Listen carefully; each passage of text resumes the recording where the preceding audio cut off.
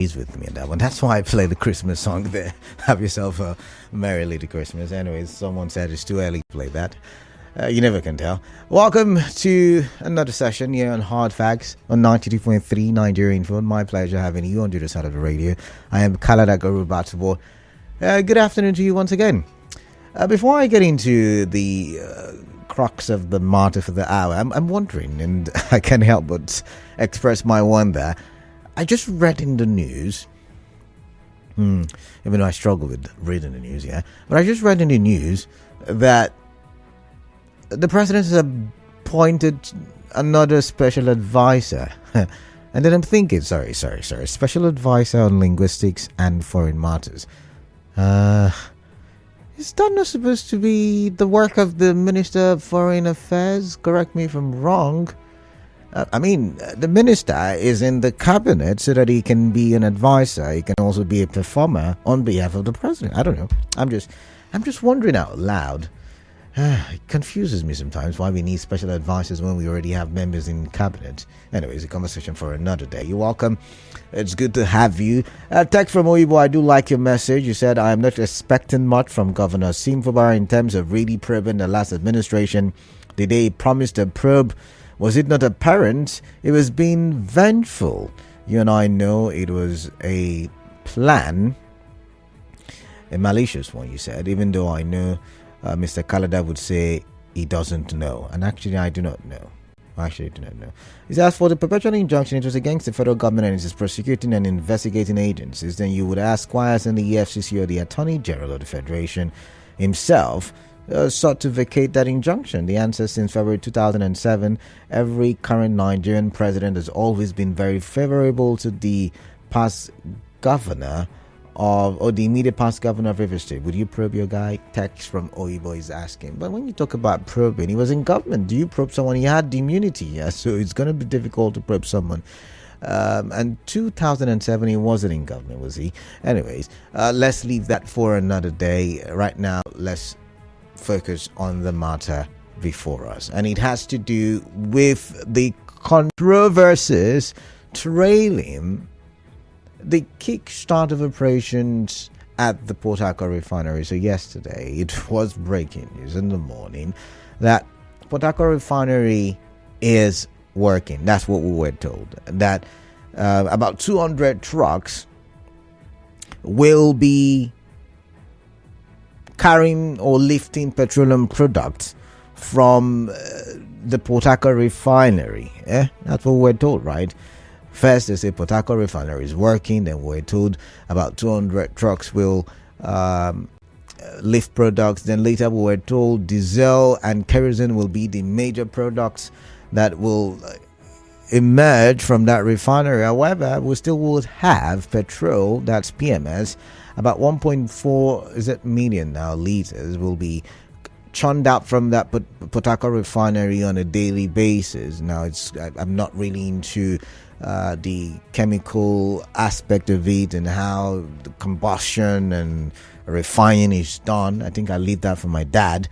But I'm more concerned about the fact that they have said there is petrol, whether it's been blended with C5 and nectar or it's been refined without orders of refining it, maybe Dangote to be precise. I do not know, but what I do know, they say 1.4 million liters will be churned out a day.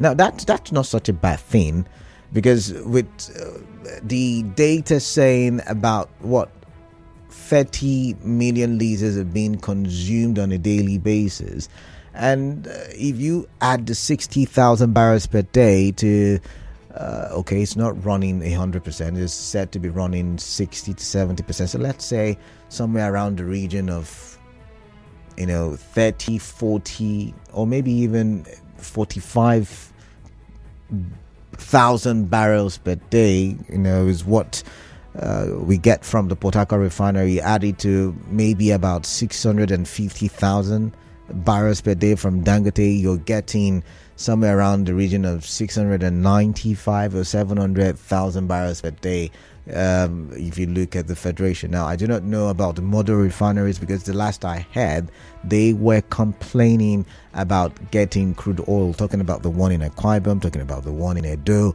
the ones in Edo. They were talking about the inavailability of crude oil. Now, this is the conversation. In a society where the people are hopeful, things work out right, some people would have concentrated on whether the refineries will work and work over and over. I'm talking about sustainability. And that would have been the focus, like you and I, Daddy, tried to do yesterday. We tried to look at the sustainability. I gave you statistics and told you that Goodluck Jonathan attempted to fix this refinery. But in 2 years' time, that's 2017, the refinery is packed up. And hopefully, this is not going to be a repeat of what happened then. And then we also argued as to whether it should be privatized or not. Now, people are not even believing that the refineries have started working. Some notable people, by the way. And I began to think, and I'm still thinking, and that's why I brought the conversation to the fore. Is it that Nigerians do not want good things to happen to Nigeria? Because, when things are bad, there are a lot of topics, there are a lot of conversations, there are a lot of criticizing or criticisms. There are a lot of people airing their opinions. People are crying. For instance, inflation is what it is right now. They just also increase the interest rates. I'm talking about the CBN. And Nigerians are the one bearing the brunt. So the price of eggs are expensive, the price of tomatoes are expensive, or the price, I beg your pardon, not singular, so is expensive. And Nigerians are groaning, Nigerians are complaining. But when things like this, that seemingly will change the situation of things, Nigerians act like they forbid it. So, like during the big stories, we had a couple of people who called in to say, we're watching. It's looking like it's real, but we don't believe it's real. In short, this government cannot do something that is real. And that's the vibe that a lot of Nigerians, I wouldn't say majority or minority, but a lot of Nigerians are given when it comes to the Port Harcourt refinery. Like they do not want it to work. And then I cast my mind back when INEC declared Bola Ahmed Tinubu as the president. People had predicted that he should fail. They want him to, they would say, and for that reason, there is an attempt to make something right. I'm not saying the refinery work present, or I'm not even sure myself. But there is a difference between optimism and pessimism. Now, some would say, the reason why a lot of Nigerians are pessimistic is because over the years, the government has, used propaganda so much that it has become so difficult for Nigerians to believe the government. That's an argument, and that's a solid argument, by the way.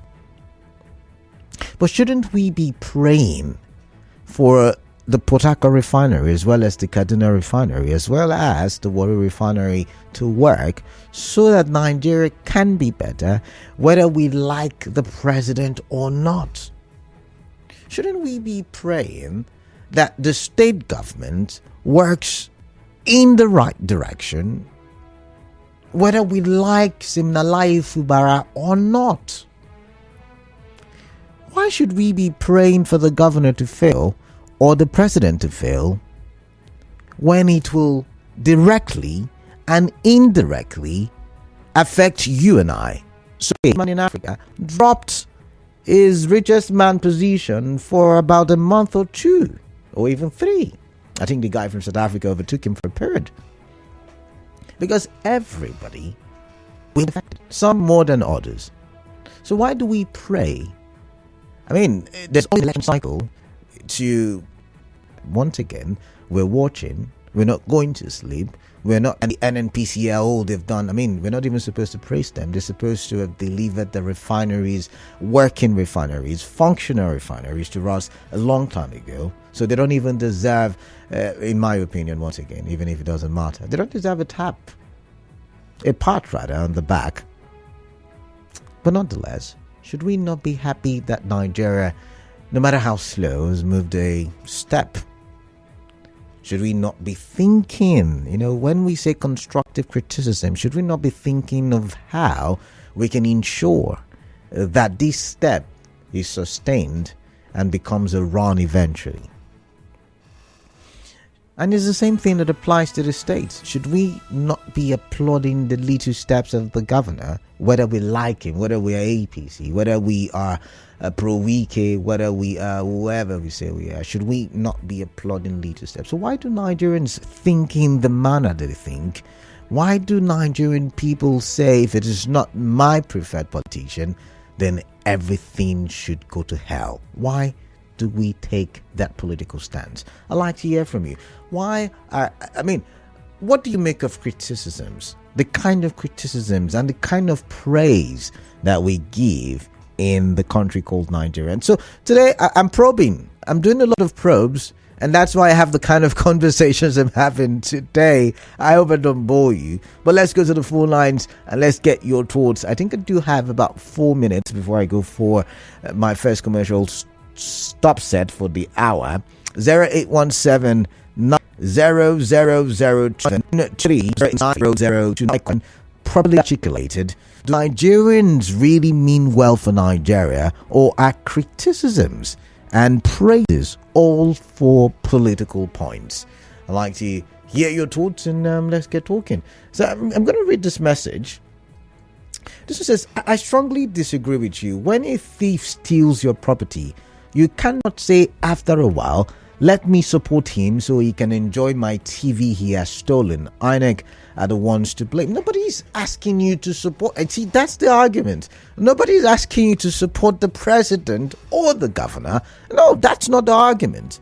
We're saying for the betterment of Rivers State, as this is where we're having the conversation, for instance, or for the betterment of Nigeria, should we say, let these things work? And then, when it's time to play politics, we play politics. Clinton calling from Bury. Clinton, welcome. Your thoughts, please. Kalada, thank you very much. Yeah, welcome. The sad truth is that Nigerians do not mean well for Nigeria. Tell me why. Why do you say so? We are in a country where we celebrate bad news. We look for every mistake from the government. Let our government make mistakes. Let's criticize. Okay. And when they do the right things, we don't come out to comment. Not one time. We always want the government to be on the other side so that we can come on air and condemn the government. That is not supposed to be the case. I am a progressive youth.